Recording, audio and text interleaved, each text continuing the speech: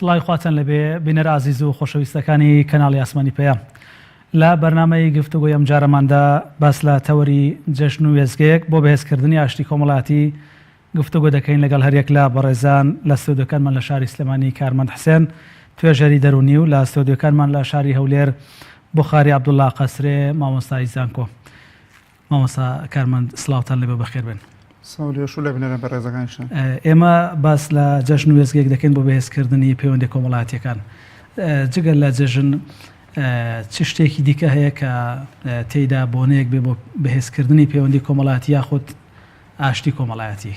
بسم الله الرحمن الرحیم. دەستان خۆش بۆ ئەم تەوەرەیە بەڕاستی کاتێکی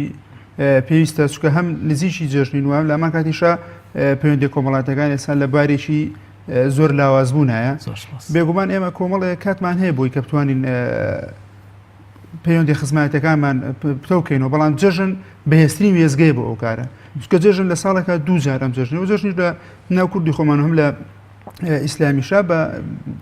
مەوسیمی گردن ئازایی و مەوسیمی سەردان ناسراوە. لەبەرەوە جەژن نەتوانین بڵین نایبرین بەهێزترین وێزگە بۆ نوێکردنەوەی پەیوەندی خزمەتەکانمان پەیوەندی ساردەکان هە پەیوەندی بچڕاوەکانیش. ڕاستە. کەواتە دەتوانین بڵین کە جەژنەکان لە ئیسلامدا دوو جەژنمان هەیە، وێزگەیەکن بۆ ئاشتبوونەوەی ئەو کەسانی کە لەگەڵ یەکتری زوێن یاخود دڵیان بەرامبەر یەکتری گەردی گرتووە یا بە شێوەیەکی گشتی کە کاریگەری ئیجابیان هەیە لەسەر شیرازی کۆمەڵگە بەگشتی. بێگومان ئەگەمە لە فەلسەفەی جەژن تێبگەین، هەردوو جەژنەکەی ئێمە ئەم جەژنی قوربان و جەژنی ڕەمەزان لە دوای تەواوبوونی دوو عیبادەتی گەورەیە، لە دوای ئاژموی لەگەڵ خۆی گەورەیە. لە جەژنی ڕەمەزانە مانگێک ئاژموون لەگەڵ خۆی گەورە دوای 11 مانگ باڵێن لە خۆی گەورە دوور کەوتوینەتەوە، مانگێک ئاشتە بین لەگە خۆی گەورەیە. لە دوای ئەوە جەژنی ڕەمەزانیە. جەژنی قوربان بە هەمان شێوە نوێنەرمان ئەچێت بۆ فەڕیزەی حەج و ئەوانی کە لێرن لە ئەمن و ڕۆژەی پێش جەژنە خۆیان ئامادەکەن بۆ جەژن. ئەمە لەلایەک و ئاژموو لەگە خۆی گەورە. لای یەکتریشەوە جایش کە ئاژمووی لەگەڵ خەڵکی خۆی گەورەیە، چونکە ئێمە پەیوەندیمان لەگە خۆی گەورەیە پتەو کردەوە بە ئاسانی توانین پەیوەندی لەگەڵ خەڵکی تریشە کە هەم هاودین و هەم هاوزمانمان ئەتوانین بە ئاسانی پەیوەندیەکان جایش کە پتەوکەینەوە. لەبەرەوە وەکو پێشتر وتم جەژن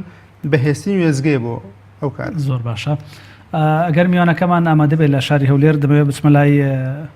بەڕێز بوخاری عەبدوڵڵا قەسرێ مامۆستای زانکۆ. مامۆستا بوخاری سڵاوتان لێبێت و کاتتان باش. سڵاوی خوا لە ئێوەی بەڕێز و خۆشەویست بێ ئەو کاتێ ئێوە و بینەرانی بەڕێزیش زۆر باش بێت. زۆر سپاس. باس لە جەژن دەکەین وەک وێزگەیەک بۆ ئاشبوونەوەی کۆمەڵایەتی و ئاشتەوایی کۆمەڵایەتی. لە ڕووی فەرهەنگیەوە جەژن چمانایەکی هەیە و چیمان پێ دەڵێت؟ بەڵێ بەناوی خوای بەخشندە و میهرەبان، لە ڕاستیدا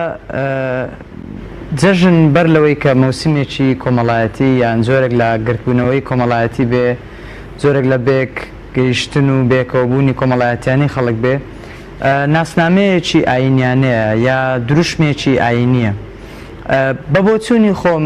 هێندەی لە جەژن ڕابمێن و سەیری بکەم. جەژن بریتە لە کۆبوونەوەی چەند خاصیەتێک یا چەند ڕەگەزێک لەگەڵ یەکتر، چەند پێکهاتەیەک لەگەڵ یەکتر. یەکێک لەوانە جەژن بریتە لە شوناسێک کە تێیدا هەموو تاچێک هەست بەوە دەکا کە ئینتیمایەکی هەیە بۆ ئاینێکی دیاریکراوە. تەوان هەموو ئاینەکان جەژنێکی دیاریکراوی خۆیان هەیە. ئێمە وەکو کۆمەڵگەی موسڵمان وەکو خاوەندار بە ئاینی پیرۆزی ئیسلام لە هەبوونی جەژنەکاندا جارێکی دیکە هەست بەو ئینتیمایە دەکەینەوە و هەست بەو شوناسە دەکەینەوە کە ئێمە موسڵمانین و ئێمە لە کۆمەڵگەیەکدا دەژین پێی دەوترێت کۆمەڵگەیەکی موسڵمان. لەبەرەوە ئەوەی کە زۆر گرنگە بەلای منەوە لە جەژندا ئەوەیە کە ئێمە لە ڕێگەی ئەو پێکەوەیەی کە هەمانە، لە ڕێگەی ئەو سەردانیکردن و هاموشۆیەکردنی کە لە جەژنەکاندا دروست دەبێتەوە، لە ڕێگەی ئەو بە کۆمەڵبوونەوەی خەڵک جارێکی دیکە، و لە ڕێگەی ئەو توقوسە دینیەی کە هەیە، مزگەوتە، نوێژە یا قوربانیە یان بە ڕۆژبوونی بەر لە جەژنە یا حەجکردنە، هەموو دروشمانەی کە لە جەژندا پێکەوە کۆ دەبنەوە، جارێکی دیکە ئەومان بۆ جەخت دەکەنەوە و ئەومان بۆ دووپات دەکەنەوە کە جەژن بریتە لە کەشوهەوایەکی ئاینی کە دادەبەزێتە ناو کۆڕ و کۆمەڵی خەڵک و لە ژیانی ڕۆژانەی خەڵکدا بە کولتور دەبێت. لەبەرەوە جەژن پێش ئەوەی کولتورێکی نێوژیانی ئاسایی مرۆڤەکان بێ، پێکاتەیەکی دینیە و طقوسێکی دینیە، جۆرێکە لە دروشمی ئاینی. بۆیە ئەگەر تەماشای خطابی قورئانی بکەین و لە گوتاری قورئانی ڕابمێنین، خوای گەورە جەل شەئنه جەژنی بە شعائری خوا بە شعائری خۆی وەصف کردووە و بە تەقوا و بە جۆرێک لە خواناسین و لە خواترسان و پارێزکاریکردن لەخوا گرەی داوە. ئەمە چیمان پێ دەڵێ؟ ئەمە ئەومان پێ دەڵێ کە ڕاگررتنی جەژن وەکو دروشمێکی دینی یەکسانە بە پاراستنی ناسنامەی ئیمانی مسلمان و ڕێزگرتن لە ناسنامەی ئیمانی مسلمان کە تۆ خۆت بە مسلمان دەزانی لە هەمان کاتدا ئەو مسلمان بوونەی تۆ لە ژیانی کردداریدا و لە جەژنیشدا بەرجەستە دەبێت. جەژن بەلای منەوە جگە لەوەی کە شوناسێکی کە لە هەمان کاتدا جۆرێکە لە پێکەوەبوون و کۆمەڵبوونی خەڵک، ینی ئێمە لە سەردەمێکدا دەژین ماوەسا بەڕێزکە خەڵک لە یەکتر دوور کەوتوتەوە و پێکەوەی بوونی خەڵک، گەرم و گوڕی خەڵک، هاوسۆزی و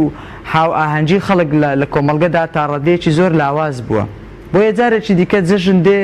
ئەو گەرم و گوڕیەمان پێ دەبەخشێتەوە. من بیرم لەوە دەکردەوە کە ئێمە وەسائلەکانی دروستکردنی ڕق لە ناو خەڵکدا زۆرن، بەرهەمێنەرەکانی ڕق و کینە لە ناو خەڵکدا زۆرن. بۆ نمونە جار هەیە سیاست ڕق دروست دەکات، جار هەیە بارودۆخی کۆمەڵایەتی نەریتە، ژینگەی کۆمەڵایەتیانەیە، جار هەیە میدیایە، تۆڕی کۆمەڵایەتیە، ژیانی ئاسایی خەڵکە، ئەمانە ڕق لە ناو خەڵکدا دروست دەکەن و لێکجیایی و بۆشایی و فەجوە لە ناو خەڵکدا دروست دەکەن. ئەوەی کە دێت ئەو ڕقە خاڵی دەکاتەوە و ئەوەی دێجارێکی دیکە خەڵک بە خودی خۆی و بە خەڵک ئاشنا دەکاتەوە و پێکەوەیی سازان تەبایی خۆشەویستی و ڕەحم لە ناو خەڵکدا دروست دەکاتەوە بریتێ لە جەژن. لەبەرەوە جەژن بە بۆچوونی من جگە لەوەی کە ڕقش خاڵی دەکاتەوە لە نێو ژیانی کۆمەڵایەتی خەڵکدا، لەمان کاتدا داینامێکی تێک دەداتەوە خۆشەویستی بە خەڵک و خۆشەویستی لە نێو دڵی خەڵکدا جارێکی دیکە تاو دەداتەوە و جارێکی دیکە زیندی دەکاتەوە. بەڵێ زۆر سپاس. بۆیە من وا لە جەژن دەڕوانم کە جەژن جگە لەوەی دروشمێکی دینیە لە هەمان کاتدا بەرهەمێنەری خۆشەویستی و لابەری ڕقیشە لە نێو کۆمەڵگەدا. زۆر باشە مامۆستاگیان بۆ بەشەکانی ئەم گفتوگوۆیە جارێکی دیکە دەگەڕێمەوە لای بەڕێستان. مامۆستا کارمەند پەیوەندی کۆمەڵایەتیەکان تا چەندە تینووی جەژنە و بۆنەکانن لە کاتێکدا دەبینین باری ئابووری خراپی وڵات و ناسەقامگیری سیاسی کاریگەری خراپیان لەسەر ئەم پەیوەندی کۆمەڵایەتیانە دروست کردووە. بەڕاستیسە جەژن بۆنەکان وەرێتەوە خەڵکی تینووە وەک کەسێک چۆن لە بیابانێکایە چەند تینووە بۆ ئاو هێندەش خەڵکی ئێستا تینووە بۆ جەژن، چکە بەڕاستی تاقە کاتێک بەدەست خەڵکەوە مابێت کە بچێت بۆ سەردانیکردن و پەیوەندێکام تۆکاتەوە کاتی جەژنە و کاتەکانی تر زۆر مەشغەڵەت هەیە، مەشغەڵەتی دنیایی و خۆت فەرمووە لایانی ئابووری خەڵک زۆر لاواز بووە. ئەمە هۆکارێکی با بڵێن هۆکارێکە بۆ خراپی باری دەرونی خەڵکەکان و خەڵک حەز بە گۆشەگیریەکە، بەس لە کاتێک کە جەژنێتە پێشەوە هەرو خەڵکی پێشتر حەزیان بە گۆشەگیری کردووە بەعکس و حەزەکە بچێتە ناو خەڵکەوە بچێ ماڵام گەڕێ لای خزمەکانی بێن بۆ لای ئەمەوەی لەکە بووماوەی ئەم 4 ڕۆژە کێشە ئابوووریەکانی تا ڕادێک بیرەچێتەوە، کێشە کۆمەڵاتەکانی تا ڕادێک بیرەچێتەوە و ئەو کێشە سیاسایی لە وڵاتە هەیە کە بەردەوام بە دوای یەکایەت ئەڵقیان بە دوایەکە بەستووە لە 4 ڕۆژی جەژنە تا ڕادێک بیری خەڵکە چێتەوانێ و من هیواداریشم لێرەوە خەڵک لە 4 ڕۆژی جەژنە هیچ نەبێواز لە مەسایلی سیاست و لەو مەسایلانە بێن نەک دانیشتەکانی جەژنیشمان هەر بێتەوە باسی سیاست. لەبەر ئەوە جەژن ئەبێ بکەین لە مەوسیمی گۆڕانکارێک لە پەیوەندیەکانمانە و جارێک لە دوای جەژنیش نەک هەر تەنها جەژن با بڵێن ئەو پەیوەندی لەو 4 ڕۆژەیە بەردەوام بێ دوای جەژنۆک و خۆی لێبێتەوە. نە من هیوادارم کە لە دوای جەژنیش بتەوتر و بەهێزتر بێتەوانێ. زۆر باشە. جەنابەت سەرنجت بۆ بابەتێک ڕاکێشام کە ئاماژەت بۆدا لەم 4 ڕۆژە بە خەڵکان لە سیاست دوورکەونەوە. جەنابتان وەکو توێژەرێکی دەرونی ئامۆژگاریتان چیە بۆ هاوڵاتیانەی کە لە ڕۆژەکانی جەژندا بەشێکیان لەبەری ئەوەی کە شادی بژێرن سەردانی کەس و کارە کۆچ کردوەکانیان دەکەن لە گۆڕستان؟ ئەمە دیاردەیەکی تەندروستە؟ ئەمە دیاردەیەکە هەم لە ڕووی شەرعیشەوە هەم لە ڕووی دەرونیشەوە تەندروست نییە. لەبەری کە تۆ لە ڕۆژی جەژن 4 ڕۆژی جەژن 4 ڕۆژی پێخمەری خوا عەلەیهی سەڵات و سەلام 4 ڕۆژی خواردن و خواردنەوە و ئاهەنگگێڕان و عیبادەتە. ئەی ئاهەنگگێڕان بمانە ئیسلامێک خۆشی دەروێن و عیبادەتە. تۆ لەم 4 ڕۆژەیە کە خۆی گەورە داینەوە بۆ خواردن ڕۆژوکنی تێ حرام کردووە بە شەرتێک 4م ڕۆژ جەژنەکەیدا 13م ڕۆژی مانگی ذوالحەجەوە کە لە هەموو مانگێکا 13 و 14 و 15 سونەتە بە ڕۆژووی بەس لە مانگی ذوالحەجەیە تۆ 4م ڕۆژە بۆ نییە بە ڕۆژووی لەبەری کە ڕۆژی خواردن و خواردنەوەی تۆ لەم 4 ڕۆژەیە ئەچی دانیشێکیت بە تەعزیە نان لە خۆت حرامەکەی زۆر کەسێکم ڕۆژی جەژن نان لێ نانێت چێت دوجارەکە بۆ تەعزیەکەی بۆ سە قەبرانەکەی و لە ڕووی دەرونیشەوە تۆ لە جیاتی خۆشی دەڕۆی بە باسی مردووەکەت و بە بیرکەوتنەوەی مردووەکە و زیاتر خەفەتبارە بی لەبەرەوەش 180 دەرەجە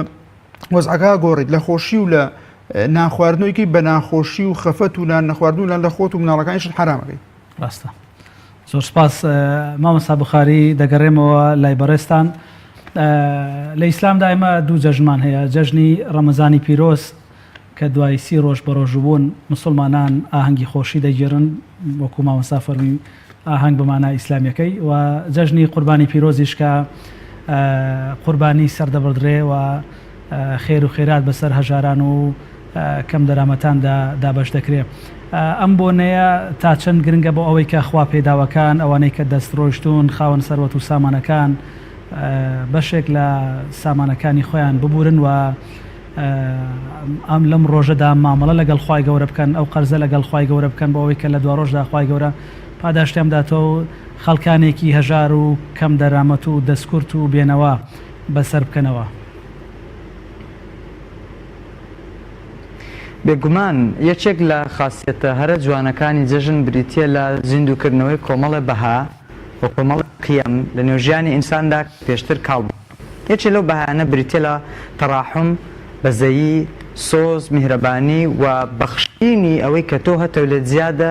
بەوەی کە خەڵک نیەتی و ئاتاجی پێێتی لەبەرەوە وەک بەڕێستان فەرمووتان ئەمە فرسەتێکە بوونی جەژن بوونی پەیوەندیەکی یا هەر بۆنەیەکی کۆمەڵایەتی یان هەر بۆنەیەکی ئاینی فرسەتێکی زیینە بۆ ئەو کەسانەی کە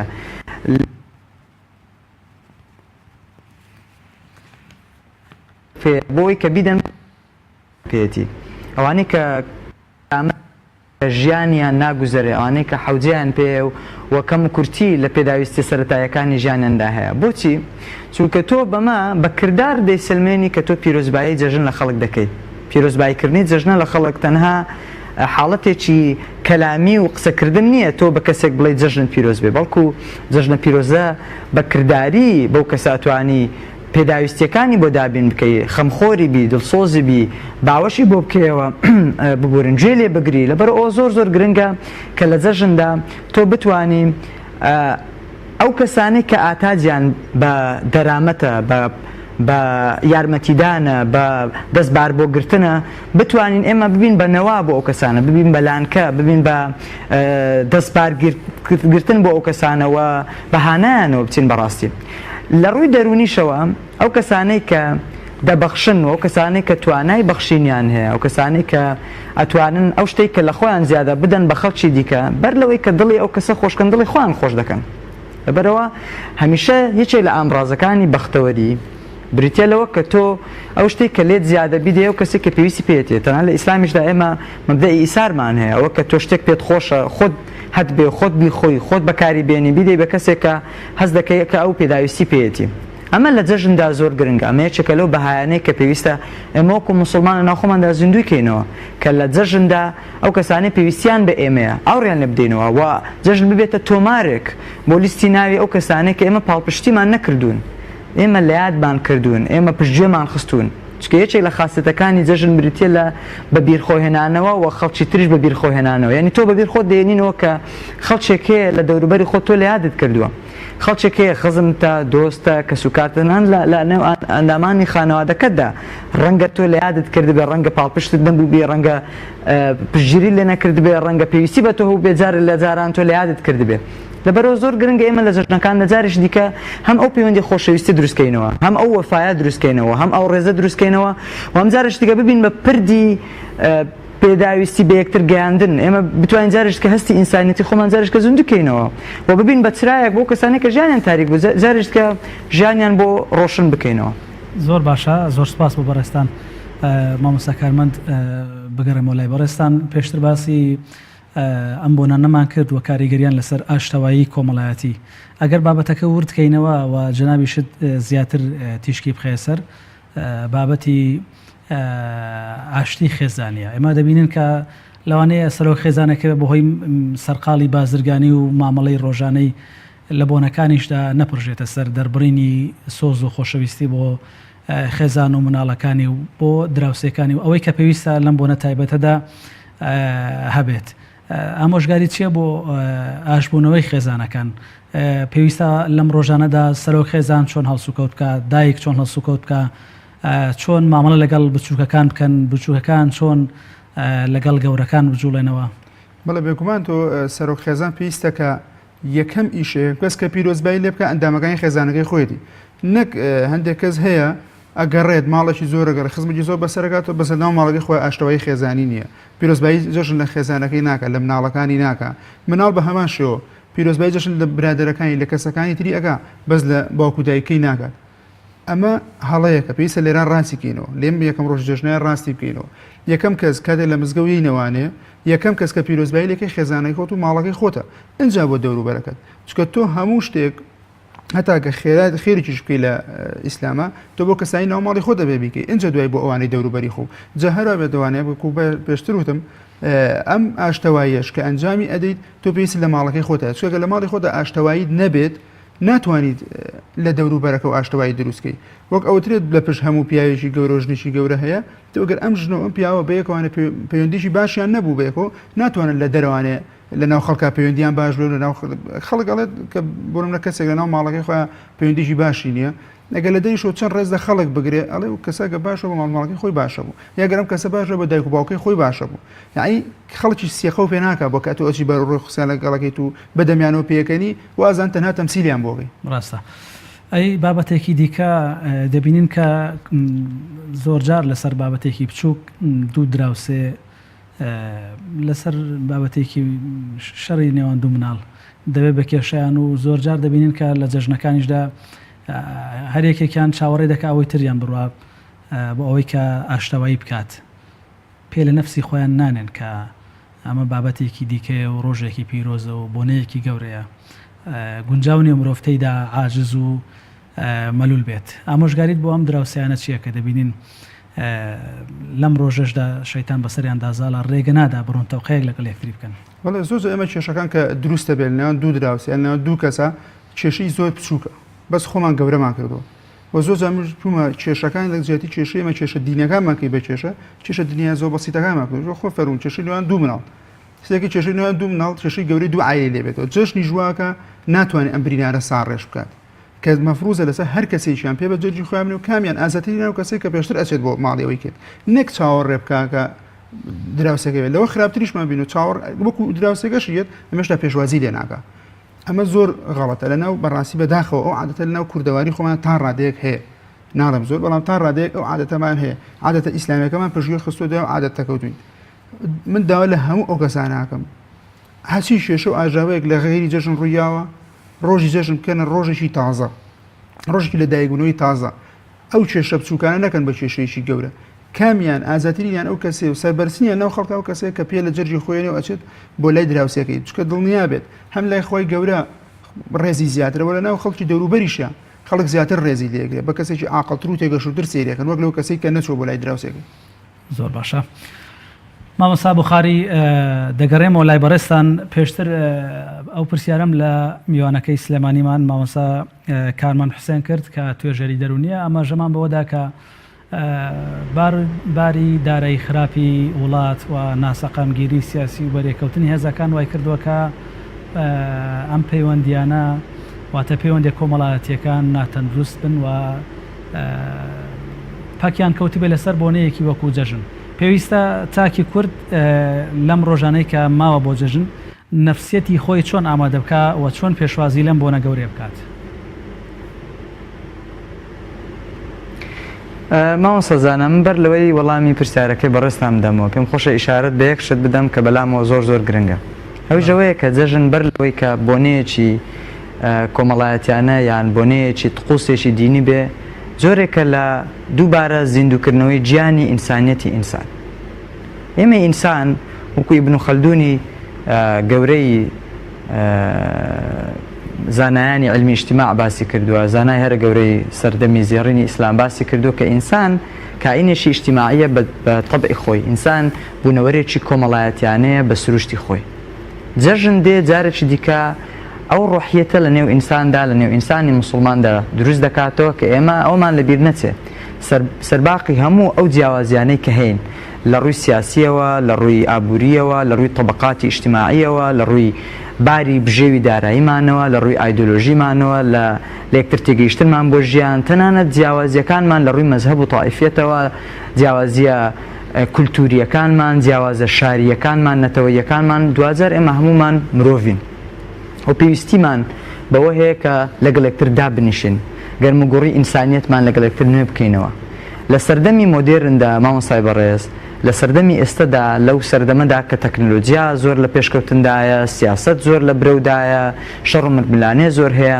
بۆشایی نێوان ئینسانەکان زۆر زیاد بووە لە جیاتی خۆشەویستی و لە یەکتر تێگەیشتن لە یەکتر ناحاڵی بوون ڕق و کینە بغزاندن بە چاوی بێگانە تەماشا یەکترکردن یەکتر تۆمەتبارکردن یەکتر ناشرینکردن ملی یەکتر شکاندن لە نێو خەڵکدا بووە بە دیاردە بەداخەوە کۆمەڵگەی کوردستانی ئێمە دوور نەبووە لەم حاڵەتە ناتەندروستە کە ئێمە لە جیاتی ئەوەی سیاست ببێت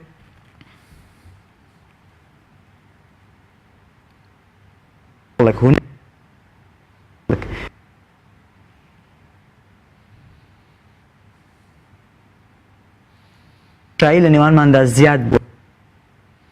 یەکتر بیناکردن و یەکتر خۆشویستن و یەکتر لە باوەشکردن و یەکتر قبولکردنمان بە جیاوازیەکان ڕق و کینە لە نێوان ئایدۆلۆژیا جیاوازەکان پارتە جیاوازەکان دروست بووە و خەڵکی ئێمەش لە کوردستان بەنێو ئەو پارتانەدا دابەش بووە جەژن بەو بۆنەیەوە فرسەتێکی زۆر زێڕینە دەرفەتێکی نایابە کارێکی پیرۆزانەیە کە ئێمە بتوانین لە جەژندا جارێکی دیر لەسەر سفرەوخوانێک نوێ ببینەوە جارێشتر دابنیشینەوە جارێشتر پەیوەندیەکانمان جۆش بدەینەوە جارێشتر ئەو جیاوازیانمان وەلا بنین کێشەی تێدا نییە ئێمە جیاواز بین لە بۆچوون بەڵام کێشە ئەوەیە ئێمە لە دڵدا لە یەکتر اختلافمان هەبێت لە دڵدا لە یەکتر تەفرقەمان هەبێت لە دڵدا لە یەکتر ناحاڵی بین لە دڵدا ڕقمان لە یەکتر ببێتەوە بۆیە زۆر جار من دیاردەیەکی زۆر جوان لە جەژندا دەبینم ئەوەیە کە جار هەیە کەسێک زاوایەکانی کوڕەکانی کچەکانی دێنەوە سەر سفرێ ئەو لە جەژنەکاندا تەماشا دەکەی هەریەکەیان سەر بە لایەنێکی سیاسی جیاوازە هەریەکەیان سەر بە بیرروبۆچوونێکی ئایدۆلۆژی جیاوازە هەریەکەیان سەر بە قوتابخانەیەکی فکری جیاوازە هەریەکەیان سەر بە کولتورێکی شارێکی جیاوازە ڕەنگە سەر بە نەتەوەیەکی جیاوازش بێت بەڵام دوزار هەمومان کۆ دەبینەوە و بێکەوە نانێک دەخۆین بێکەوە قسە دەکەین مەدرسێک دەڕازێنینەوە کە دڵی یەکتر جارێکی دیکە خۆش دەکەین و جارێک دیکە لەو هەمووە جەنجاڵی ناشرینەی کە سیاست و ئایدۆلۆژیا جیاوازەکان لە دنیادا بۆ ئێمە دروستکرد جارێشتر وەلا دەنین جارێشتر بە زمانی گۆڵ قسە لە یەکتر دەکەین جارێشتر بە زمانی فرەڕەنجی و فرەدەنجی و یەکتر قبولکردن قسە لەگەڵ یەکتر دەکەن لێرە خاڵێکی زۆر بەلامەوە گرنگە وەکو مسلمانێک وەکو کەسێک کە شوناسێکی مسلمانانەم هەیە لێرە ئاماژەی پێ بدەم لە خزمەتی ئەوەی بەڕێز و بینەرانی بەڕێزیش ئیسلام یەکێ لە بنیەکانی بریتیە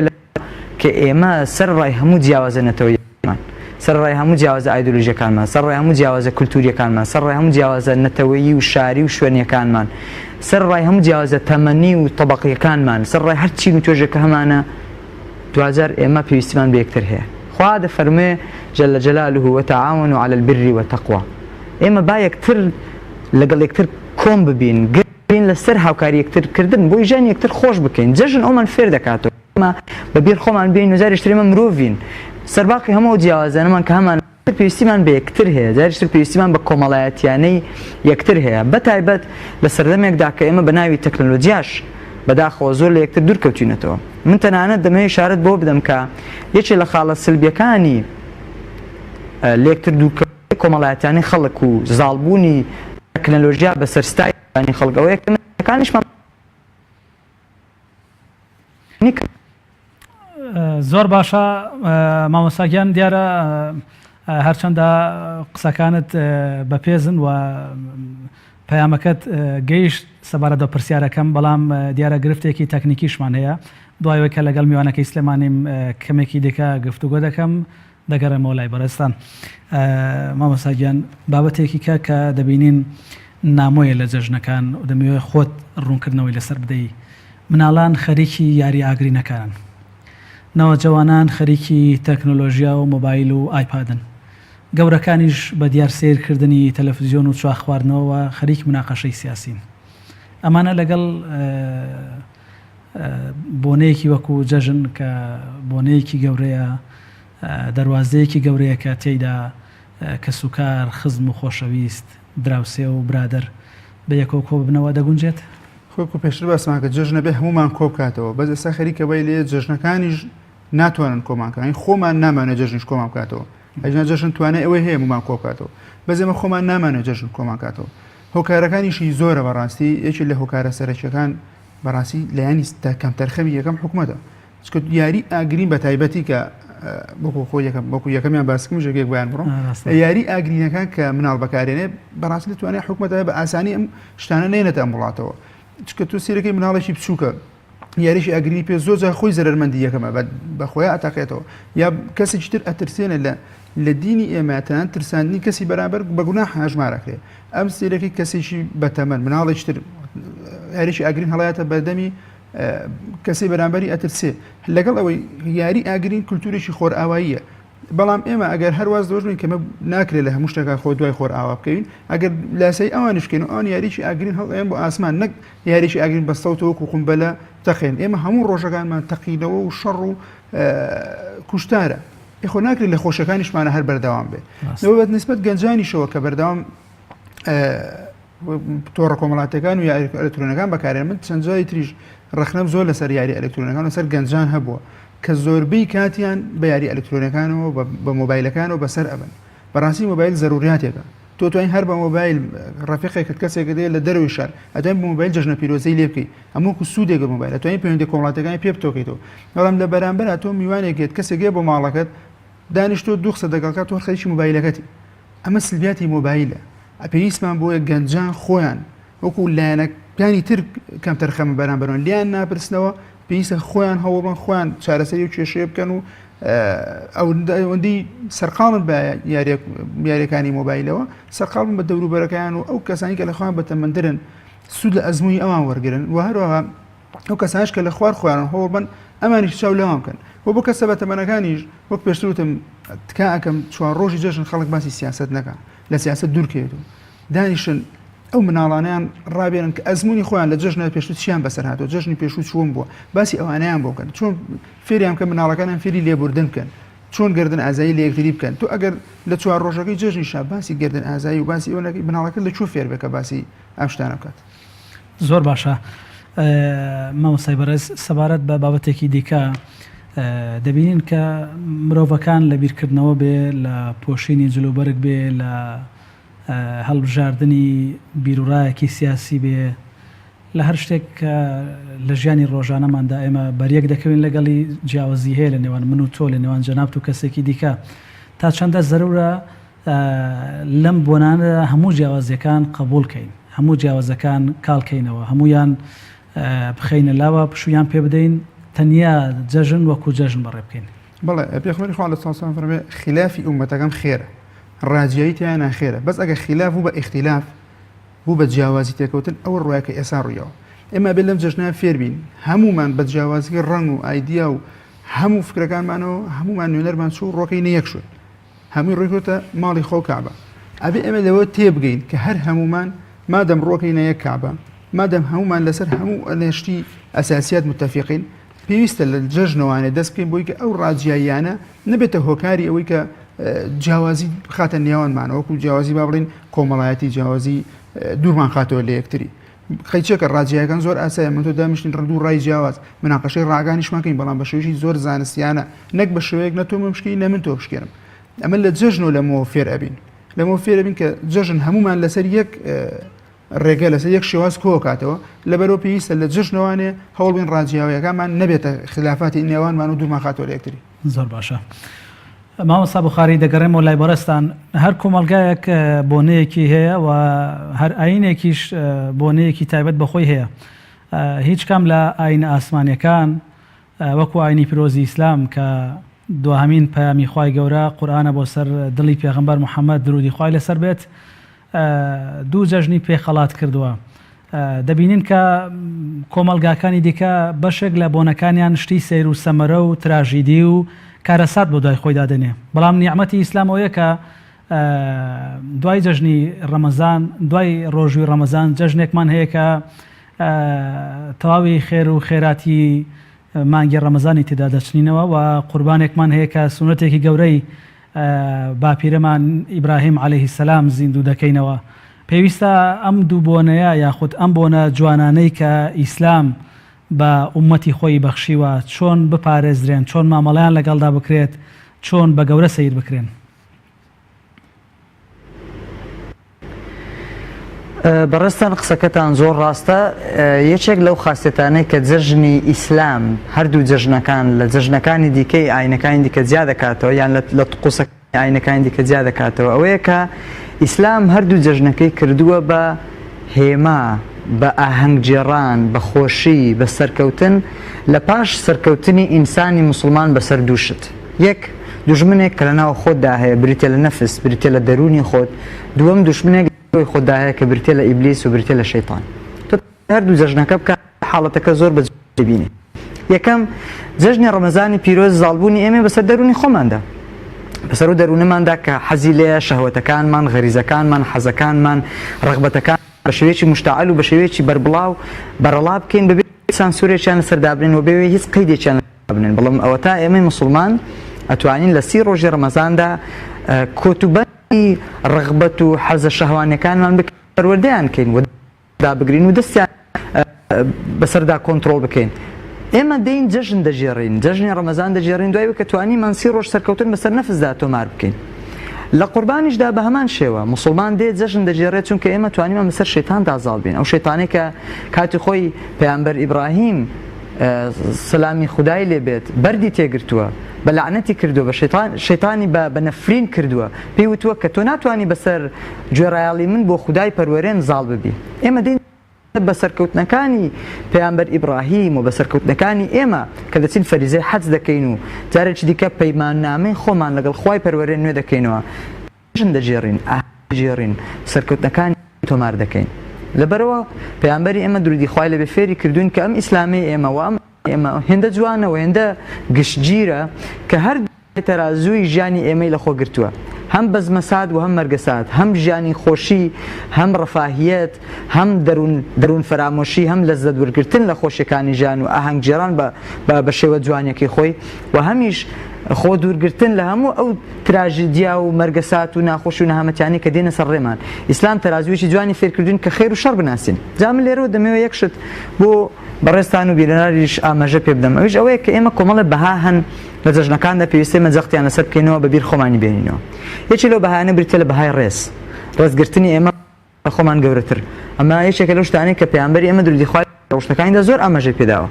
دووەم پەیامی خۆشەویستی. جەژن بۆیە دیکە چرای خۆشەویستی لە ماڵەکانمانەدا دێنێتەوە. ئێمە لە جەژندا یەکترمان ببیر دێتەوە، ئێمە لە جەژندا یەکتر دەبینینەوە و تا کوردەواری قسێکی جوانی کردووە. لە پندێکی کوردەواریدا دەڵێ ئەوەی لە بەرچاوانە لە بەردڵانە. ئەگەر تۆ کەسێک نەیبینی لێت دوور بێ بەداری شاد نەبی، قەت سەردانی نەکەی، ئەو سەردانت نەکاتەوە، تەلەفۆن بۆ یەکتر نەکەن، لە ئەحواڵی یەکتر نەپرسن، لە خۆشی و ناخۆشیەکانی یەکتردا، لە شین و شایی یەکتردا ئامادەیی یەکتریان نەبێ و لە هەواڵ یەکتر نەپرسن، ئەو خۆشەویستیە نەکەر کاڵ دەبێتەوە، بەڵکو خۆشەویستیە لە بین و لەبار دەچێت. لەبەرەوە ئەوەی کە خۆشەویستیمان جارێک دیکە بۆ دادەرجیرسێنێتەوە، ئەوەی خۆشەویستیمان جارێک دیکە بۆ ئیشتیعال دەکاتەوە جەژنەکانە کە ئێمە یەکتر دەبینینەوە. بەهای سێم بریتە لە بەهای ڕێزگرتن لە جیاوازیەکانمان کە ئێمە سەرباخەوەی کە لە یەکتر جیاوازی لە جەژنەکان جارێشتر کۆ دەبینەوە. بەهای چوارەم بریتە لە بەهای بەهانای یەکتر وەچوون و یەکتر قبولکردنەوە و یارمەتیدانی هەژاران، یارمەتیدانی لێقەوماوان و نەدارەکان، ئەوانەی کە پێویستیان بە محەبەت و سۆزی ئێمە هەیە. خاڵێکی دیکە دەست بەسەرداگرتن بەسەر منداڵەکانمان، ئەوانەی کە لەگەڵ گەورەکان ڕەحم و سۆز و بەزەریان بۆ منداڵەکان جارێکی دیکە زیندوو دەکەنەوە، جارێکی دیکە لەگەڵیان باوەشی گەرم و سۆزیان بۆ نوێ دەکەنەوە بۆیان دەردەبڕن. ئەنجا پتەوکردنی پەیوەندی خێزانی وەکو مامۆستا بەڕێزەش لای بەڕێستان ئاماژەی پێدا قسەیەکی زۆر جوانی کرد کە ئێمە ئەگەر لە ناو خێزانەکانی خۆمانەوە نەتوانین پەیوەندی، تەڕاحم و تەعاتف و خۆشەویستی و لەگەڵ یەکتردا هەبوون نوێ بکەینەوە، چۆن نەتوانین بۆ دەوروبەرمان پردە کۆمەڵایەتیەکان جارێکی دیکە بینا بکەینەوە و پەیوەندی کۆمەڵایەتیەکانمان جارێکی دیکە بکەینەوە. لەبەرەوە جەژن دێ ئەو بەهانەمان جارێکی دیکە بۆ دروست دەکاتەوە و جارێکی دیکە ئێمە دەکاتەوە بەو مرۆڤی کە پێویستە هەبین. بۆیە ئیسلام ئاینێکی سەرکەوتووە، چونکە سیستەمێکی کۆمەڵایەتی زۆر تۆکمەی داڕشتووە کە هەمیشە بەبیر مرۆڤ دەهێنێتەوە ئەی مرۆڤ تۆ نابێت کە ئاینێکی ئەنانی بی، دەبێتەوە بۆ دەوروبەریشت ڕەحم و سۆز و میهرەبانی دەرببڕی و هەمیشە وایترت لە خەیاڵ بێ لە ڕێگەی هاموشۆکردنە سەردانەوە ئەو پێکەوە بوونە کۆمەڵایەتی کە هەیە پێویستە بە شێوەیەکی ڕێکپێک جێبەجێ بکرێت. زۆر سپاس مامۆستاجیان دەگەڕێم و لای بەڕێستان هەرچەندە لە یەکێک لە خاڵەکاندا بە کورتی باسمان کرد بەڵام دەست لە هەر بابەتێک بدەین شۆڕمان دەکاتەوە بۆ مەسائلی حکومڕانی هەرێمی کوردستان و بەرپرسیارەتی دەسەڵات لە بەرامبەر هەر پرسێکدا. ئەویش ئەوەیە کە خاڵی سێهەمی ئەو پرسیارەی کە ڕاستەی بەڕێستانم کرد گەورەکان، سەرۆک خێزانەکان، گەنجەکان زیاتر کە کۆ دەبنەوە بە دیار بابەتی مناقەشەی سیاسی و گوێگرتن لە مێزگردێکی تەلەڤیزیۆن و وەرگرتنی ڕاوبۆچوون یەکتر و زۆر جار ئەمە دڵعاتزی و تووڕەیی لێ دەکەوێتەوە. ئەمە پلانێکی دەسەڵات نییە کە زۆر جار لە زۆر شوێن ئەو قسەیە دەکەم کە ئافرەتانی بە سیرکردنی دراما تەلەڤیزیۆنەکان سەرقاڵ کردووە، پیاوانیشی بە مناقەشەی سیاسی و سەرقاڵ کردووە. ئەمە تا چەند لە واقعی ئەم تیۆرە نزیکە. بێگومان دەسەڵات لە وڵاتانی ڕۆژهەڵاتی ناوەڕاستە زۆر هەوڵە بۆ مەشغوڵکردنی خەڵکەکە، بۆ ئەوەی کە ئەو ئەهلە ئەگەر مەشغوڵ بە کۆمەڵە شتی لاوەچیەوە بیرێتێتەوە کە کێشە ئەسلەکانی چیت. نەوە خۆشە فەرموود ئافرەتان بەشە لە پیاوانیش سەرقاڵبوون بە دراماکانەوە، گەنجانی بە مۆبایلەوە، مناڵانیش سێرەکەی کۆمەڵێ قەناتی ئەفلام کارتۆن و مناڵانی خسۆتە بۆ ئەوی کە ئەو مناڵانە کە لە دووان ڕۆژە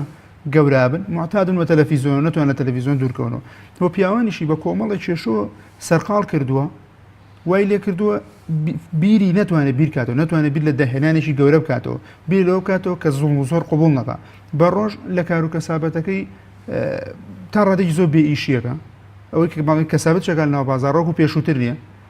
بە ڕۆژ خەفەت دەخوا لە مائیشەتەکەی، بە شەویش لە تەلەڤیزیۆنەکانەوە خەفەت لە باری سیاسی و لە شەڕەدنوشی حیزبەکان نەگرێ، وای لێ لە کۆتاییە ئەم کەسە هیچ بیرکردنەوەی ئیجابی بۆ دروست ناکرێت. یەکە بیرکردنەوەی ئیجابیشی دروست نەکرد ناتوانێت داهێنان نەداهێنانی زانستی بکە، نەداهێنان کە لە ڕووی سیاسیەوە زۆر بەلای ئاسای هەر کەسێک حکومێکە هەر کەسێک چۆن بەڕێوی ئەبا ناتوانێت ڕوبەڕووی بێتەوە. ئەمە بەڕاستی لە وڵاتانی ڕۆژهەڵاتی ناوەڕاست بە زۆربیان تا ڕێک وڵاتە ئەوروپیەکان ئینشا بەس ئەمە بۆ خۆیان کەمتر بەکارێنن بۆ ئێمەیان ئیستیراد کردووە ئەم کاراکرێت. پێویستە تا چەند لە ڕۆژانی جەژندا خۆمان لەم بابەتانات بە دوور بگرین و دەروونێکی ئاسوود و ئارام بۆ ئەوەی کە میوانێک سەردانمان دەکا، کە دراوسەیەک سەردانمان دەکا، کە هاوڕێکمان سەردانمان دەکا. لانی کەم کە کەسێکی دوور لە ڕێگەی پەیوەندی تەلەفۆنیەوە هەواڵمان دەپرسێ بزانێت کە ئێمە ئاگامن لە قسەکانی هەیە و وەڵامی دەدەینەوە. بەڵێکمان من زۆر ڕەخنم لە سەردانیکردنەکانی ئێستای لەم کاتی جەژن هەیە، چکە سەردانیکردنەکانی جەژن بەڕاستی بۆنی جەژنی زۆر کەم لێت. یەکەمیان خەڵکێکی زۆر کە سەردانەکات تا ڕادێکی زۆر بۆ ئیسپات و جوودێکە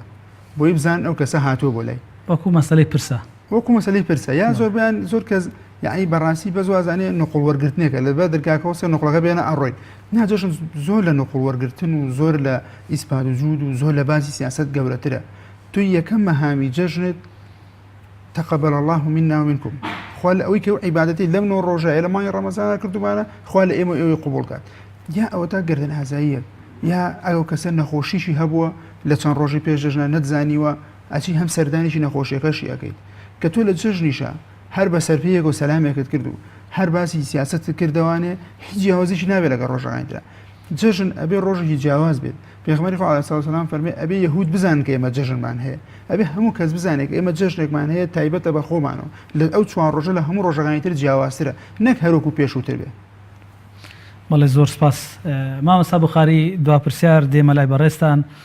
ئەگەر بە کورتی وەڵام دەیەوە ناچارم پرسیارێکی سیاسیت لێ بکەم و جەنابیشت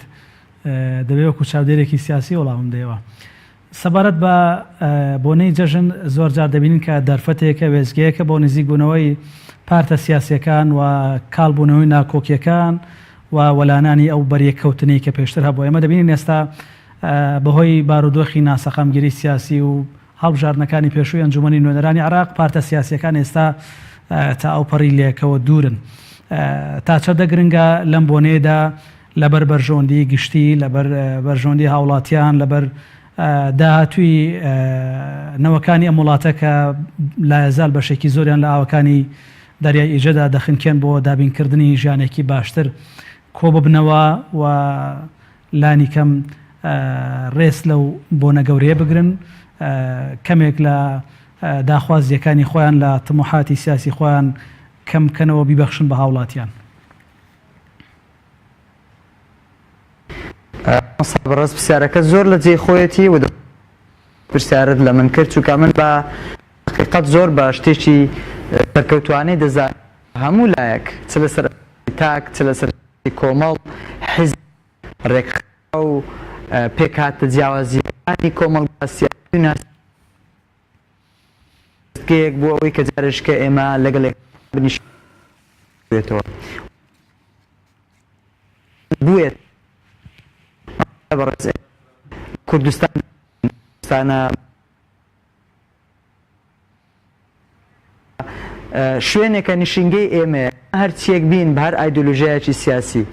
بە هەر بیرڕایەکی سیاسی بە هەر ناو پارتێکی سیاسیمان هەبێت کوردستاندا 2000 ئێمە هەمومان کوردین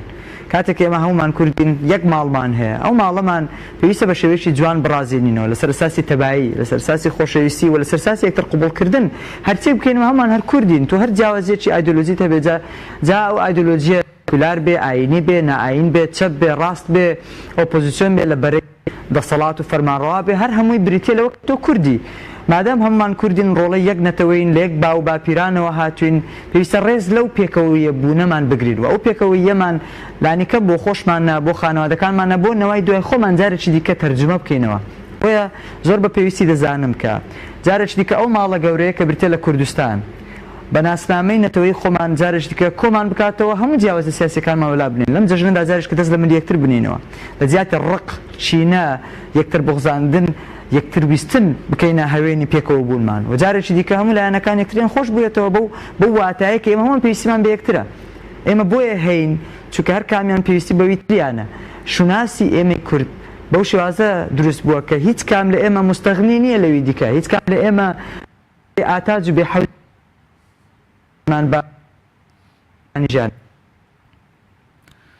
بەڵێ زۆر سپاس بۆ بەڕێز بوخاری عەبدوڵڵا قەسرێ مامۆستای زانکۆکە لە ستودیۆکانمان لە شاری هەولێرۆ لەگەڵمان بووی هەروەها زۆر سپاس بۆ مامۆستاکارمان حوسێن توێژەری دەرونی کە لە ستودیۆکانمان لە شاری سلێمانی لەگەڵمان بووی بینەر عەزیز و خۆشەویستەکان بەرنامەی گفتوگۆی ئەم جارش بە پایان گەیشت بۆ هیوای کە لە ڕۆژانی داهاتوودا و لە جەژندا پڕ بەمانای خۆی لە ئاشتەوایی کۆمەڵاتیدا جەژنەکانتان بەسەر برن بەخوای گەورەتان دەسپێرم هەر شاد بن.